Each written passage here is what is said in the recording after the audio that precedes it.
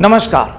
कुछ वक्त पहले कुछ पंक्तियां पढ़ी थी बुजुर्गों को लेकर, जिन्हें आपके साथ बांट रहा हूं। क्यों बांट रहा हूं वो भी आपको बताऊंगा। वो पंक्तियां थी कि कुछ इस तरह खूबसूरत मेरी शाम हो गई, कुछ बुजुर्गों से कल जो मेरी राम राम हो गई। दूर बैठे अकेले चाय पीते देखता था जिन्हें, फुर्सत में उन्हीं से दुआ सलाम हो गई। गंभीर दिखते थे जो उलझे अखबारों में, क्या खूब एक बचपन से पहचान हो गई। चंद लम्हों के बदले जिंदगी का तजुर्बा पा गया, बेशकीमती दुआएं जो मेरे नाम हो गई।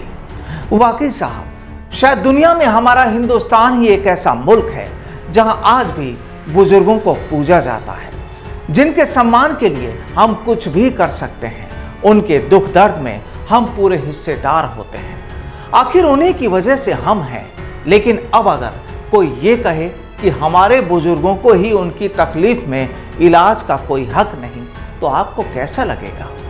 जाहिर है आपको भी ठीक नहीं लगेगा, और ठीक हमें भी नहीं लगा जब धरती के भगवान माने जाने वाले एक सीनियर डॉक्टर ही ऐसा कहते हो। दरअसल ये पूरा वाकया जुड़ा है राजधानी जयपुर से। अब पूरी कहानी क्या है वो भी आपको बताता हूं। दरअसल एक शख्स RUHS के मुखिया डॉक्टर अजीत सिंह जी को फोन करता है। एक बड़ी अप्रोच का वो हवाला देता है और कहता है कि उसे अपने मरीज के लिए एक बेड चाहिए।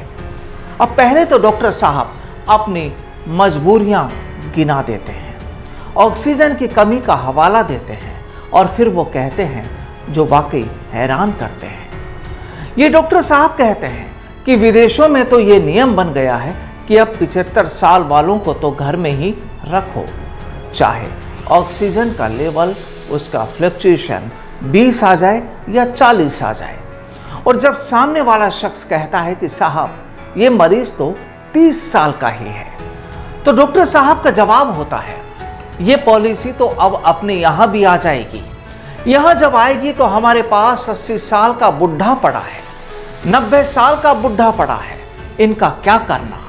30 साल को पहले ले, अभी बेड ज्यादा तो 70-80 साल से भरे पड़े हैं। जब बचाना ही है तो जवान को बचाओ ना यार। ये विदेशों में तो चालू हो गया कोरोना की इस विकृत हालत को देखते हुए, अब अपने यहां भी चालू हो जाएगा। तो जनाब, ये थी वो बातचीत जो डॉक्टर साहब और उन्हें फोन करने वाले के बीच हुई थी, और अब ये ऑडियो वायरल हो चुकी है, चारों तरफ ये ऑडियो फैल चुका है। अब एक तरफ जहां राजस्थान के CM अशोक गहलोत खुद कहते हैं कि बुजुर्ग हमारे सम्मानीय हैं, हमारे यहाँ तो परंपराएं हैं, गहने बेचकर भी उनका इलाज कराते हैं, तो वहीं दूसरी तस्वीर ये भी थी जिसके बारे में हमने आपको बताया। जनाब, हिंदुस्तान परंपराओं का देश है। यहाँ की जो संस्कृति और बुजुर्गों के लिए आज भी जो अदब कायम है, शायद वो विदेशों में नहीं, क्योंकि विदेशों की लाइफ स्टाइल हिंदुस्तान से बिल्कुल जुदा है। तो क्या हम हमारे बुजुर्गों को उस वक्त बेसहारा छोड़ दें जब वो हमें बड़ा काबिल कर चुके हों? मुद्दा यही कि क्या एक डॉक्टर का किसी एक शख्स को ऐसा कहना ठीक है? अब आने वाले वक्त में सरकार के जो भी नियम कायदे बनते हों, लेकिन आज इन बातों का क्या? लेकिन इतना तो तय है कि ये हिंदुस्तान है और यहाँ कोई नियम ऐसा नहीं बनेगा जिसमें बुजुर्गों के दिल को ठेस पहुंचे या फिर उन्हें बेसहारा छोड़ दिया जाए, क्योंकि आज का जवान कल बुजुर्ग होगा, ये भी नहीं भूलना चाहिए। बहरहाल सलाम है डॉक्टर साहब आपको और आपकी इस सोच को।